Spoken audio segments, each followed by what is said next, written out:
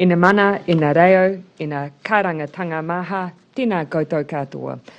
Before I begin today, I'll hand over to Dr. Bloomfield to give us the latest case numbers. Dr. Bloomfield. Ngā mihi perimia. Tuatahi, e mihi ana kia koutou katoa, e whakarongo mai ana. E mihi ana ki te kaupapa o te wihi anō hoki, ara ko te wihi o te reo Māori. We're in the second day, as you know, of te wihi o te reo Māori, Māori Language Week. Kia kaha te reo Māori. On the Auckland outbreak today, we are reporting 15 new community cases of Covid-19, and they are all in the Auckland area.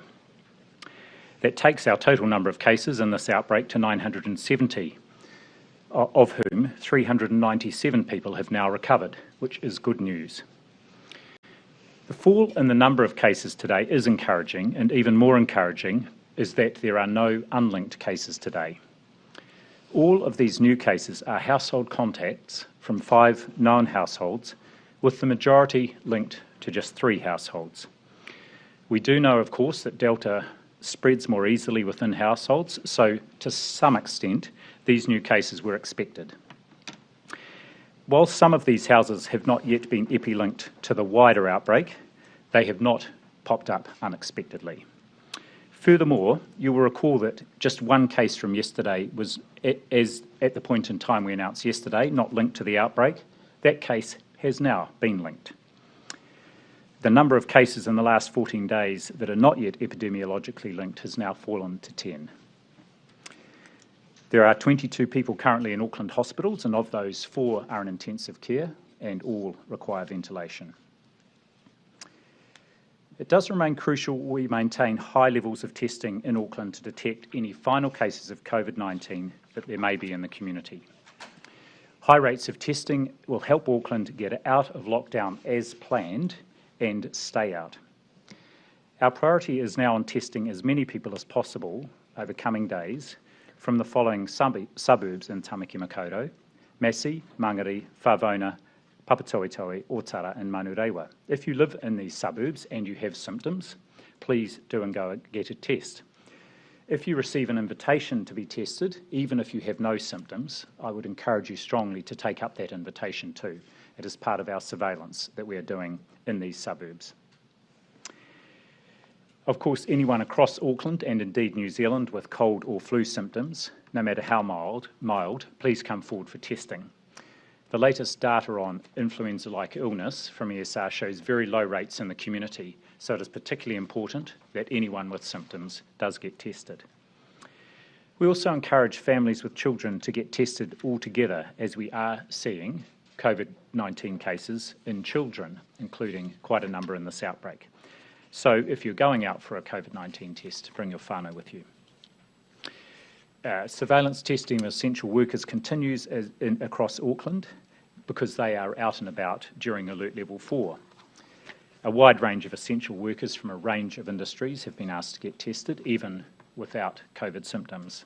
These include healthcare, emergency services, workers at petrol stations, transport workers, supermarkets and dairies. Those who are permitted to cross the Auckland Alert Level boundaries are also required, of course, to provide proof of a test within the last 7 days. And so far, this month, since the 1st of September, we have tested 15,685 essential workers across the Auckland region with no positive cases identified. In terms of that testing for people crossing the Auckland boundary, nasopharyngeal swabbing is available, of course, nationwide, whether those workers are in Tamaki Makaurau or outside. Available at testing centres, community testing centres, GP practices, and for a list of testing places, please do go to HealthPoint.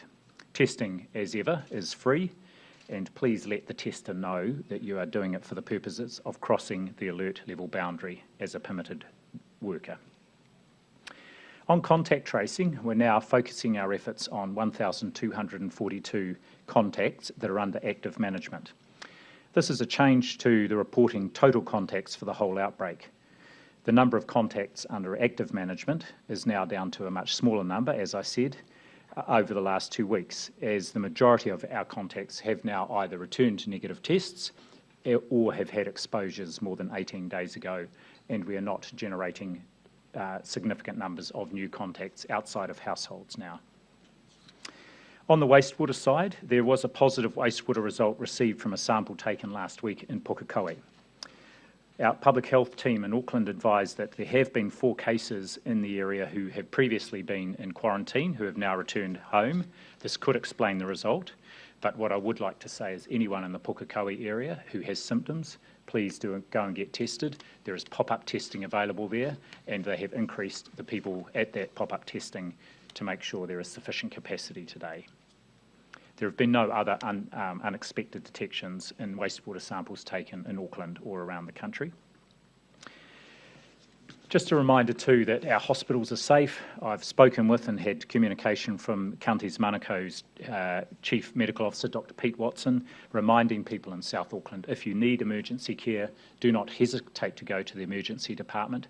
There are strict protocols in place to keep you safe and of course to keep staff safe. All staff are using N95 masks, goggles and gowns. Everyone who arrives at the ED is very carefully assessed to see if there might have been any exposure to Covid-19. If there's any doubt, they are treated as if they could be. Patients who may have been exposed to Covid-19 or who have symptoms are kept separate from other patients. And Middlemore Hospital is now testing a higher proportion of patients to be extra precautionary who are arriving at ED. Finally, a shout out today for hard-working Auckland paramedics who continue to go each day into the homes of hundreds of Aucklanders to assess them and take care of them and transport them to hospital if needed, despite the current outbreak. Thank you for your dedication to the wellbeing of Aucklanders. Heoi anō, ka nui tēnā, kia ora koutou katoa. Back to you, Prime Minister. Ngā mihi, Dr. Bloomfield. You may have guessed the theme over the past couple of days has been vaccinate, vaccinate, vaccinate, with a particular focus on Tamaki Makaurau and what we intend to be their last week in level 4. As I said yesterday, there is nothing holding us back in Auckland when it comes to vaccines. There is capacity to administer 220,000 doses of the vaccine in the region this week. If around 130 of those are people's first dose, Aucklanders will hit 80% coverage of first vaccinations in 1 week's time and will be well on our way to the city being better protected against the virus. Let me be clear on why is it important. It literally saves lives and prevents hospitalisations. There's real-world evidence here in New Zealand and internationally that proves you're far less likely to get COVID and far less likely to get sick and need to go to hospital if you are vaccinated. Getting vaccinated protects you, your family, your loved ones and our economy. That's why it's so important to everyone, but especially those in Tamaki Makaurau, to get vaccinated as soon as possible. In fact, if you're sitting at home in Auckland watching this now or listening on the radio and you are yet to get your first vaccine, I'm going to suggest that as soon as I've wrapped up, you go and make a booking. That includes people who may have bookings later in the month or in October. Chances are you'll be able to bring that booking forward to this week. You can do this online at Book My Vaccine. Just remember, though, to cancel your original booking. There are around 90,000 available spaces in Book My Vaccine in Auckland for this week, so bringing forward a booking shouldn't be a problem. And you can also try your GP. More GP clinics and pharmacies are coming online every day. There are now more than 100 GPs and 30 pharmacies delivering vaccinations across Auckland, so give them a call and see if they have any spaces available this week. Meanwhile, our 2 drive-through sites at the Auckland Airport Park and Ride and Truss Arena in Henderson can do over 5,000 per day across each site. No booking is required. You can simply show up. As well as these standard options, there are some other great examples of initiatives that are making the vaccine accessible to everyone. I thought I would touch on a few of them briefly. A pop-up clinic at the University of Auckland for on-site residents, students and staff began on Saturday and has its final day today. It's in the Owen Glen building on Grafton Road. The Northern Region Health Coordination Centre has been running vaccination centres at 4 specialist schools in Auckland, Somerville, Parkside, Wairau Valley and Wilson, with hundreds of students and their families vaccinated at those sites over the last 2 weeks. International evidence tells us that COVID has caused disproportionate harm for disabled people, so we're working hard to get the vaccine to this group of New Zealanders. This morning, Minister for Disability Issues, Carmel Sepuloni, helped launch a Taikura Trust initiative at Papakura Marae to get disabled people vaccinated. They will be prioritising vaccinations for the disabled all week at the marae. The clinic is open from 9 till 3, Monday to Friday, at 29 Hanua Road, Papakura. You don't have to book, but try to be there by 2 p.m. at least, at the latest, so you can be processed. This follows similar initiatives elsewhere in the country. For example, the Hutt Valley DHB and Autism New Zealand provided an autism-friendly vaccination option in Petone. I've heard really encouraging stories of those with autism who have never before participated in a vaccination program accessing a vaccine against COVID. Now, there's been much talk of a Mr. Whippy-style mobile vaccine bus or portable vaccinations. I'm pleased to confirm that the Northern Region Health Coordination Centre will launch its first buses this Thursday. The initial plan is to take them into areas where we know vaccination numbers have been low or people have not been able to access vaccination services as easily.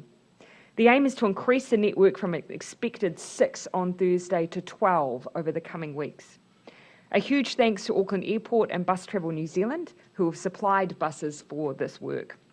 I know in Australia they've started operating something similar and have named their mobile outreach clinics Jabba the Bus. I'm sure that we can do better. The vaccine is the best tool we have in our toolbox and our ticket to greater freedoms. The more people who are vaccinated, the fewer restrictions that you have to have. Just as we've been world leading with the success of our elimination strategy, in the future I want New Zealand to be world leading both on the level of freedoms and our health and well-being. And high rates of vaccination is how we can achieve just that. We're now open for questions. Have you had any updates? And then I'll come to you, Jenna. Have you had any updates yet on whether there is a surge starting in Auckland, whether people are starting to turn up in numbers for vaccines? No, I haven't had an update on that. We do know that, if my recollection is correct, that the 3rd of September was the last date where we had the highest reach. And you would expect that during that period of lockdown and those initial days, we really did have a large number come through. But my message to Aucklanders is you don't need to wait. If you have already booked, but it's not till October, bring it forward. If you've not yet booked anything, please go today to one of our drive-through sites. We want to vaccinate as many people as possible, as quickly as possible, and that goes for all of Aotearoa New Zealand. Why doesn't the Health Ministry have any plans to randomly test shoppers at places like supermarkets and the known virus hotspots? Yeah, so we've discussed this question quite a lot. We've talked about the past where supermarkets have been used. And in the past, what our health team have advised us is that supermarkets have been used well when you have, for instance, a wastewater test and you want to do a lot of surveillance testing very, very quickly in certain sites where you haven't had ongoing testing. Their feedback has been that in the current environment, that their testing stations they've established for symptomatic and their asymptomatic plans are still reaching into those communities at high rates. But we continue to say, let's consider everything, and certainly supermarkets have been on our agenda for something that should be considered. Yes, and just one other point to make is rather than random testing, the testing that's happening in Auckland is targeting specific suburbs where there are households that there is a sense there could be other cases out in the community. So they're not randomly going along and picking people out, but they're just messaging out into those communities, and we're seeing really good rates of testing. Yeah, there's a particular pack and save in Auckland that's been noted as a location of interest, I think 6 times now. Would it make sense to try and capture that community as that supermarket? That supermarket? Yeah, look, I take advice from our team in Auckland. They've been doing this for a while through several outbreaks now, and their current thinking is very much that actually they've got good coverage in the suburbs to cover off those populations they want to get the surveillance testing of. And they do have some experience having tried it before and not finding very high rates of take-up, because people, if they're going to the supermarket, excuse me, may well be joining a queue for their to get their groceries, and it may be a lengthy outing already. Yeah. We're hearing from some Aucklanders that you're asking them to get tested, but some of them can't get to the testing sites.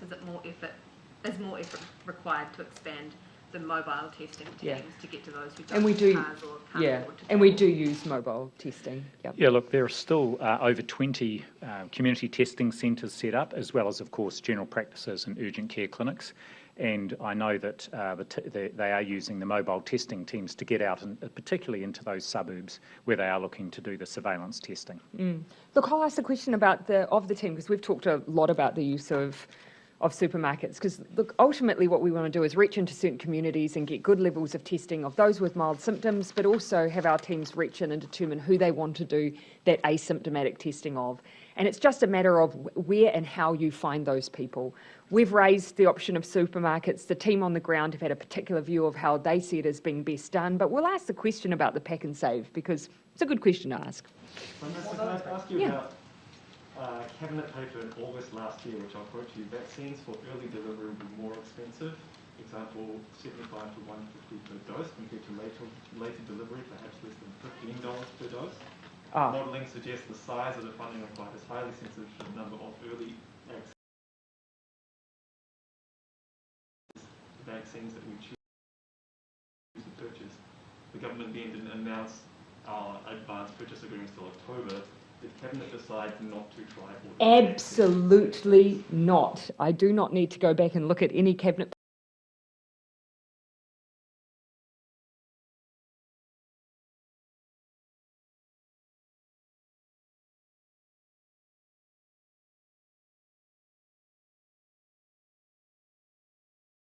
papers from that length of time to tell you that we absolutely did not make a decision to delay vaccine for price purposes. Absolutely not. So we went to those companies and asked for early access. In all of our advanced purchase arrangements, keep in mind, we were in talks with vaccine companies who were at that time promoting vaccines that hadn't even finished their clinical trials. But we were entering into discussions and arrangements and sometimes purchase agreements before completion, simply so we could make sure we were in line to receive doses if they then proved to be safe. And so we entered in those negotiations very early on. Will be cheaper. Absolutely not. To be clear though, we did seek those higher priced early access vaccines. My recollection of all of the negotiations was that we were entering into discussions as soon as we could for those vaccines across our portfolio, because you'll remember that we chose multiple vaccines because there were different ones under trial, RNA vaccines, AstraZeneca, those who are slightly more traditional. We were entering into discussions with all of those to cover of our choices and our negotiations, not price point. We wanted the best vaccines possible for New Zealanders. But the Cabinet did make a conscious choice to try for those early access vaccines, even though the prices were high. Yes, that's my absolute. At no point did we say we're opting out of any of those options because of price. It was all about efficacy. Which ones cover us? Because as you saw, there were a range being developed, and our portfolio was all about how do we make sure that we're covering all our bases, keeping all our options open while everything's in a trial stage. In May, June, July, many countries had already announced advanced purchase agreements. Were we late to that process? No. So you can see that we often announced advanced purchase agreements well before even clinical trials were completed, and then at different stages, different countries then engaged in rollouts depending on their comfort level with where those trials were at and their regulatory processes. So that often determined a difference for most countries. Okay, I'll come down the back to Jason. Prime Minister, would it be your expectation that if police saw a funeral or a tangi happening somewhere in the community with well over 50 people, with a lot of people unmasked, that they would work to break that up? I'm not from the vantage point here going to give a view on how police undertake their operational duties. They are best placed to make those decisions in the moment in time. They, of course, know the orders that they are able to enforce, and we leave it to them to do that job. Shouldn't it be a blanket rule that if that is happening in the community? Well, the order and the ability to enforce exists, but we leave it up to the police to determine how and when that is done. Those are all operational decisions, and they, of course, in those moments, are best placed to determine how to do that safely. So you would be disappointed to see a large-scale gathering in level 4? I'm not going to stand here and make judgments around the way that police are doing their job. It's their job, and it's a hard job.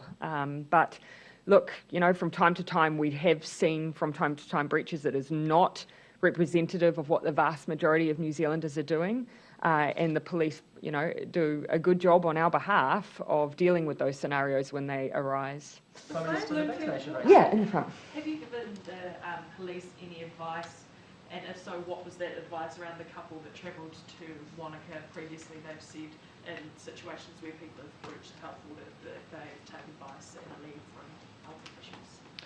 We haven't been asked to give any advice to police, and the matter for prosecution is in their hands, and I think it's very clear in the order what the expectations are, so I don't think they've needed to come back to us for any further advice on that. Why haven't they come to you last August, I think, or maybe in February this year, when there were other health order breaches, there was the police would come to you or the ministry? Some cases you were involved in as Director General taking a role, but these are very clearly set out in the orders. Yeah, it must have been a different scenario. I do recall the one you're talking about, but there was a different scenario, and yes, they were asking us, in a sense, to lay the complaint with police and advise around prosecution. That's not necessary in this case. Yeah. Is the ministry or MedSafe working on improving Covid-19 drugs such as, and you'll have to excuse my pronunciation please, Regencovi or Sotrovimab for preventing illness, and if not, why not? Is it treatment of illness, I believe? Yes, so we've got efforts going on to both, of course, follow the evidence around emerging treatments. Pharmac is part of those efforts to ensure that if there are effective medications, that those can then be funded. And I do know that there is a medication that was approved in the UK a couple of weeks ago, and an application is with MedSafe. That was put in really quite quickly and is going through their process at the moment. Australia approved one of them last month, and the US approved another one of them back in May. Why is it taking so long to approve them here? I just need to know exactly which medications they were, and I can check in with MedSafe to see that they may well have had applications, but they can't approve a medicine until an application comes in and all the evidence is provided. But I'm happy to follow that one up. Some of them are existing drugs that are then used for the treatment of COVID-19, so that also may be a complicating factor. Prime Minister, on vaccination rates, Ben. Thank you. The 55,000 today, I think, is the worst day in a month when you take out weekends and the day that you couldn't vaccinate. What's the advice on why it's so low, and is it good enough? Well, I mean, keeping in mind that, of course, at some of our highest planned rates previously, we were scheduled to be around the 50,000 mark. So circumstances have definitely led us to be in a position where we know that we have the capability and the capacity to go much higher than that. And so really that's my message today. We know we have that capacity. We know that we can do more. So for everyone that is currently booked and might be just waiting their turn, the message we're sending out is you can bring that forward, and you should bring it forward. Get vaccinated as soon as possible. That number, because it does feel low compared to the last 3 weeks. We're expecting this natural drop-off? Look, so we do within the team, of course, there's a number of things that you expect to see with the distance between from when you have a large number of first doses, that then you then get large numbers, of course, when they come through for those seconds, when they're due to it in 21 days to 6 weeks' time. So there's lots of modelling around what to expect then. The modelling in this period of time has been difficult because we've seen such extraordinary rates. So we've already moved away really from those planned projections where we had anticipated that at a maximum we would be doing 50,000 a day. We're doing more than that, and we've consistently done more than that, and now we're telling New Zealanders, you can keep going. We've got the capability to do that. I also asked on the flower protest outside Parliament. I understand Ashley Bloomfield was given a bouquet of flowers. Do you have sympathy for the hundreds of thousands of flowers that have had to be mulched over the last month? I do, and they sit alongside a number of industries where, because our goal at this point is just to limit as much contact between people as possible, that they haven't been able to go about their usual jobs and their usual livelihoods. And I can only imagine how tough that would be. Yeah. Why can't they sell at a level 4? And it's all about cumulative risk. So the people that are operating at level 4, of course, are those that are determined that we need in order for New Zealanders to continue to survive and continue as much as possible those essentials of life. And so that heavily falls around food production. But you can see in Auckland that we've actually had a number of cases that have happened in those food production environments. So we try and reduce risk simply by having as few people who need to be working as possible. Why is moving the school holidays, sorry, on another topic, why is moving the school holidays only being looked at now at the last minute? It's been under consideration for a while. The complexity of course being that that for our teaching workforce, they are working through lockdown, so they continue to work. And then essentially what you'd be asking is for that then to continue on in the aftermath of lockdowns as well. So it's very much, wider considerations around workforce as well. Is that appropriate? I'll just come to a few who haven't had questions. And actually, I'll come to Whati and then I'll come to you. Dr. Bloomfield, are you concerned at all around the mental wellbeing of Aucklanders with the extension? And are you also confident that there's adequate mental health and wellbeing services available to people in Tamariki? Kia ora, thanks for that question. Yes, I am concerned. We know that the lockdown period is tough on people, and in particular, the feedback I've had is that it's really impacting on young people there. What I have been asking and been getting from my team is a readout on what service usage we are getting. And we're not seeing big spikes, including, for example, in the 1737 number, but there is a range of services available for people. So I guess what I would be wanting to do is encourage people, if they are stressed, anxious, and finding it a bit of a struggle, to reach out and get support because it is available. Consideration also for COVID positive cases who might find it quite overwhelming to try and reintegrate themselves back into their communities, back into work at all, and how will they be supported? Yeah, I think this is definitely a thing. I mean, having COVID-19 is often people are unwell, but also there's still that sort of a little bit of stigma and other things that can go around it. I know that our public health teams do keep in contact with and provide support to whānau and to individuals who are discharged, for example, back out of quarantine into the community, and it's great to see many people now have recovered. So there is that opportunity to ask and have questions answered and just make sure that those people are getting the support they need as they reintegrate back into the community. Pati, when we had our conversation as a cabinet around the extension of Alert Level 4 for Tamaki Makaurau, one of the conversations we particularly had was around the impact on tamariki and rangatahi. We are concerned about, those lengthy periods of time where people aren't around, friends and whānau. But we also know that we need to put in the supports for those young people, but also do as much as we can to get as much normality as quickly as possible back for them. And I'm mindful in some countries, they've had very long periods where their children have been unable to go to kura to engage with others, and we want to avoid that too. Yeah. Thank you. Dr. Bloomfield, so all of today's cases are household contacts. Can you explain why we're still seeing household contacts this far into lockdown? Surely you would have run through them. Yeah. Two reasons. The first is that some of these are households that have only been identified in the last week or two. You'll recall that, especially through the last week, we had several people who received services at Middlemore Hospital in a range of different places. And in following up those individuals, that led to households with others who had been exposed to the virus. And so we're seeing those cases coming through now.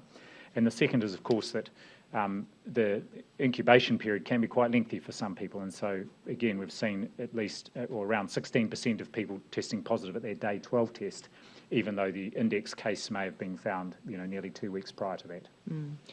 Yeah, and particularly when you've got large families, you can have just the knock-on as it goes through. So someone may originally have been infected some time ago, but we're then seeing the wider family being successively then infected. And then, sadly, in some cases it's taking until one of them becomes very unwell till they're seeking medical attention.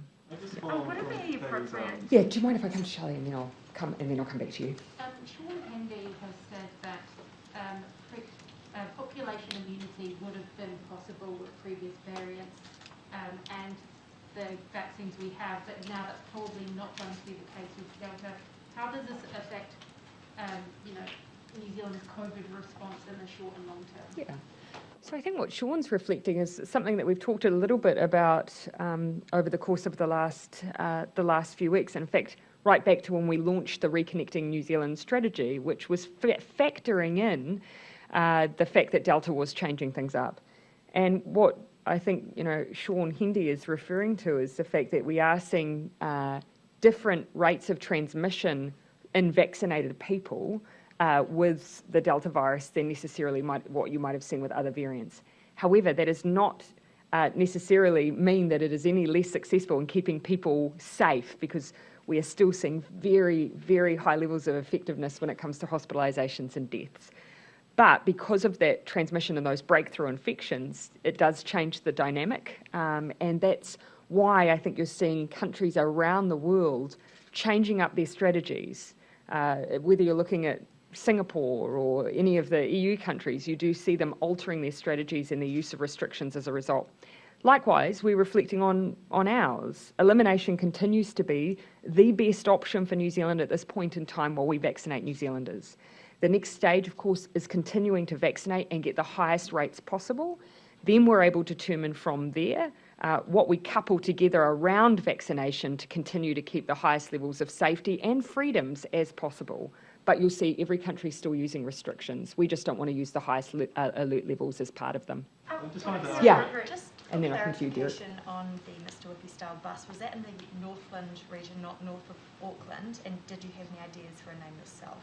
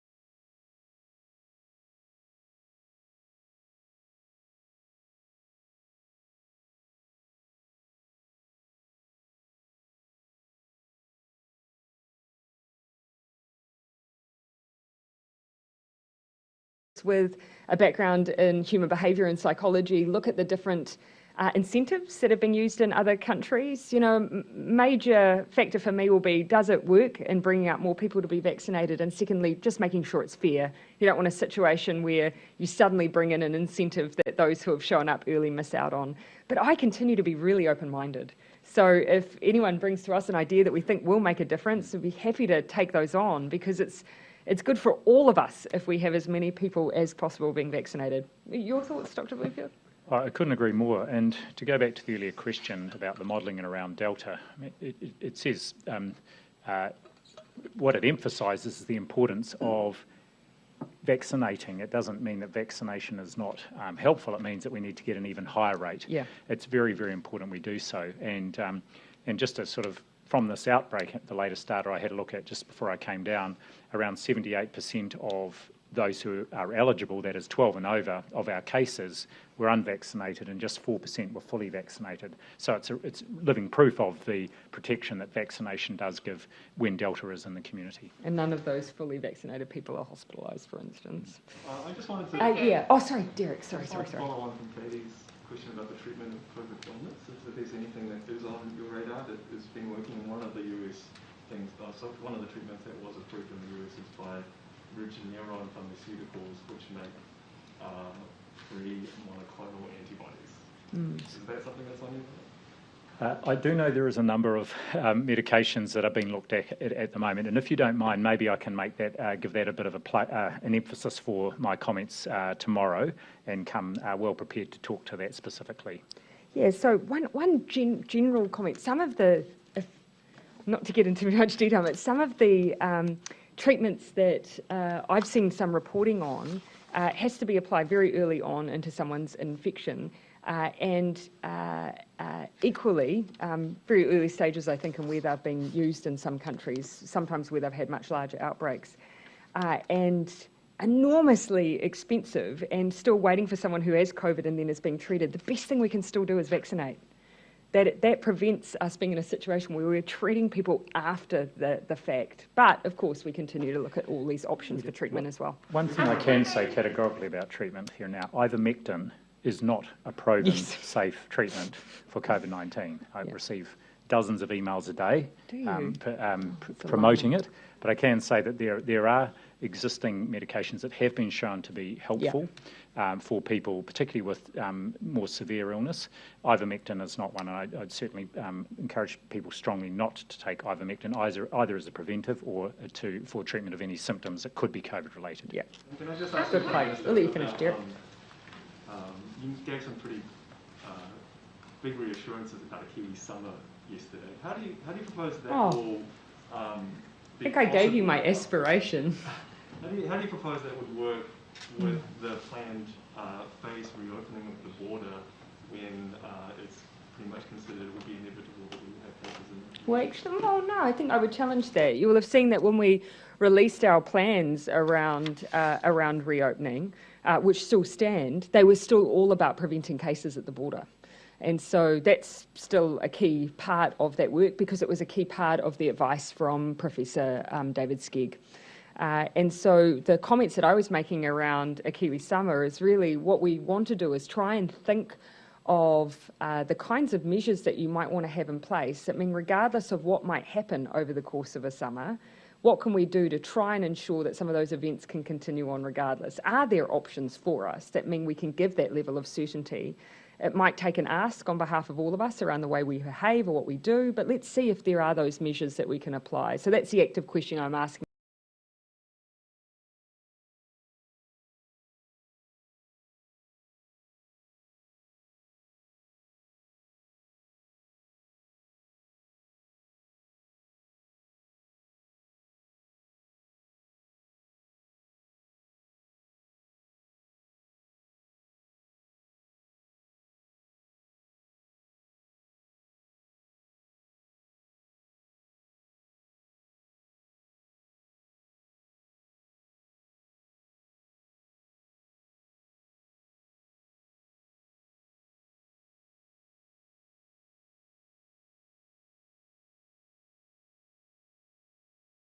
It might take an ask on behalf of all of us around the way we behave or what we do, but let's see if there are those measures that we can apply. So that's the active question I'm asking of the teams so that we can just have that bit more of certainty. Yeah. Thank you. Yeah. Would it be appropriate for the Climate Change Minister and the COP delegation to take part in the self-isolation trial upon their return? And doesn't that risk calls of special treatment for the minister? No. So, look, no decisions have been made about specifically who is able to participate at this stage. We have left open the opportunity or the possibility of government officials because for instance, there are two reasons for that. A, it gives us the ability to actually get very close feedback from those who work within government into how it's working, and also B, we have a very small number of people who do have to travel for their work, trade delegations in particular, where they have already been travelled and have already experienced MIQ. One of the issues with the COP delegation is whether or not they would fit within the time periods that we've set for the trial. I think they might leave and return. I can't quite recall whether or not they would, but no decisions have been taken at this stage. But why is it so important for that COP delegation to go when there are so many Kiwis wanting to come home and can't get spots in MIQ, or businesses who need to send people over? So we are still, of course, we still continue on a regular basis to have anywhere between 4,000 and 5,000 people coming into New Zealand and into our managed isolation facilities over the course of a fortnight. There are a small number who may be from within government agencies who need to continue to travel to ensure that New Zealand is represented in critical talks, like, for instance, trade talks for our UK trade agreement or our EU trade agreement, or, for instance, in important negotiations around climate work. We are scaling back those delegations. They are irregular. In fact, my recollection is that we have only had one minister throughout this period who has used our managed isolation facilities. Is there any update on when those bookings will resume for MIQ? So there have been talks about when we'll be doing that, keeping in mind that's the regular ballots, and I imagine we'll have more to say on that soon. People are still coming in. It's just we usually have a regular release of vouchers, and that hasn't been happening for a little bit because we've had to prioritise those in the outbreak in New Zealand into going into our managed isolation facilities, and I think people understand why. Luke. A couple of things. Firstly, do you have Thomas. any information on how these two people who breached the Auckland lockdown ended up in Wanaka, and about how they got back to Auckland? No, I don't have any information on that other than what's in the public domain, but I imagine that the police are looking into that as part of their investigation. Yeah. Question, do we have a headline figure of the 900 some cases in this outbreak of how many people who caught COVID had one or both vaccines? Yes, we do have breakdowns on all of that. Forgive me, I Yes. don't have those figures in front of me right now. I've got them here, and I mentioned sort of the headline figures before, but what I might do is come back to you because I've got the numbers here for the total 955 people, but I then went and asked for them to take out the 0 to 11s who are not eligible, but the headline percentages I gave before are up to date and based on just the 12 and overs, and that is 78% of people no vaccines and just 4% fully vaccinated. That is, they've had their second vaccine at least 2 weeks before they became a case. And this is where Andrew gets grumpy with me because he gave me those numbers on the way down and I didn't bring them with me. So we can provide them. Okay, Thomas. Just on the James Shaw potentially taking part in the self-isolation trial. But yes, no, totally hypothetical. But yeah, just, I don't think it's likely at this stage, no, but go ahead. Would the UK qualify as one of the approved list of countries in that trial? So all of that work is still underway, and so there's a number of factors, including the criteria, those participating countries, what would be required of those participants as in what would be a suitable facility or home or so on, and the way that they even access testing. All of that's being developed. It's been narrowed down, so I've seen initial briefings on it. And we would be looking to run it really substantively across, the parts of November is when we're looking. So it does, of course, mean we do want to see Auckland in a better position than they are now before we run it as well. And Reuters is reporting that the US and the EU are about to launch a call for countries to set a 30% reduction in biogenic methane emissions by 2030. New Zealand is named as one of the 12 countries which is on the naughty list in this call.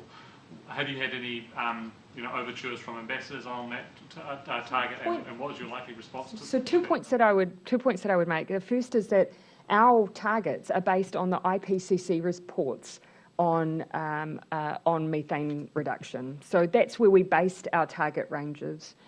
So we've tried to really lean into the international science in this space. Because it's important to us and it's important that we do our bit. And the second point I'd make is, of course, we do that in the context of those emissions derived from food production being the most significant portion of our overall emissions profile. And my view is that actually by developing initiatives that substantively reduce those emissions, we will have something that the rest of the world would be very grateful for. So, yes. And also, the one point that I'd also make, it's also about what you do. We are working very hard to actually reduce those emissions in real terms.